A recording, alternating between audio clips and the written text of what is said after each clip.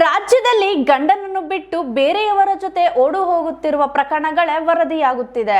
ಬೆಂಗಳೂರು ಮಂಡ್ಯದಲ್ಲಿ ಇಂದು ಬೆಳಗ್ಗೆಯಿಂದ 2 ಪ್ರಕರಣಗಳು ಪತ್ತೆಯಾಗಿದೆ. ಪ್ರೀತಿಸಿ ಮನೆಯವರ ಒಪ್ಪಿಗೆ ಪಡೆದು ದಾಂಪತ್ಯ ಜೀವನಕ್ಕೆ ಕಾಲಿಟ್ಟ ಜಿಮ್ ಟ್ರೇನರ್ ಒಬ್ಬರಿಗೆ ಸ್ವಂತ ಸ್ನೇಹಿತನೇ ಕಣ್ಣು ಹಾಕಿರುವ ಘಟನೆ ಬೆಳಕಿಗೆ ಬಂದಿದೆ. ಅವನು ನನಗೆ ಅಣ್ಣನ ಸಮಾನ ಎಂದು ಗಂಡ ನಿತೀಶ್ಗೆ ಹೇಳುತ್ತಿದ್ದ ಹೆಂಡತಿ ಈಗ ಅದೇ ಸ್ನೇಹಿತನ ಜೊತೆ ನಾಪತ್ತೆಯಾಗಿರುವುದು ಸಂಚಲನ ಮೂಡಿಸಿದೆ. ಜಿಮ್ ಟ್ರೇನರ್ ನಿತೀಶ್ ಹಾಗೂ ನವೀನ್ ಖಾಸಗಿ ಕಂಪನಿಯೊಂದರಲ್ಲಿ ಕೆಲಸ ಮಾಡುವಾಗ ಸ್ನೇಹಿತರಾಗಿದ್ದರು.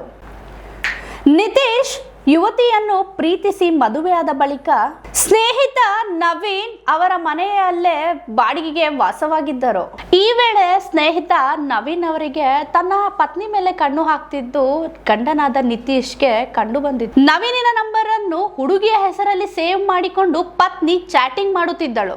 ಈ ಬಗ್ಗೆ ಹಲವಾರು ಬಾರಿ ಬುದ್ಧಿ ಹೇಳ್ತಿದ್ದ ಗಂಡನಾದ ನಿತೀಶ್ ಬನಶಂಕರಿ ಮನೆ ಬೇರೊಂದು ಕಡೆಗೆ ಶಿಫ್ಟ್ ಆಗಿದ್ರು. ಬನಶಂಕರಿಯಲ್ಲಿರೋ ಹೊಸ ಮನೆಗೆ ಹೋದ್ಮೇಲೂ ಕೂಡ ಪತ್ನಿ ಜೊತೆಗೆ ನವೀನಿನ ಸಂಬಂಧ ಮುಂದುವರೆದಿತ್ತು.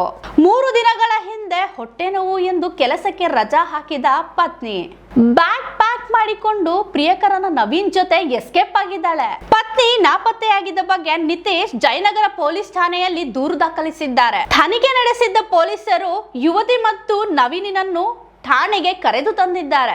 ಆದರೆ ಪೊಲೀಸರ ಮುಂದೆ ಪತ್ನಿ ಒಂದು ಶಾಕಿಂಗ್ ನ್ಯೂಸ್ ಅನ್ನು ತಂದಿದ್ದಾಳೆ.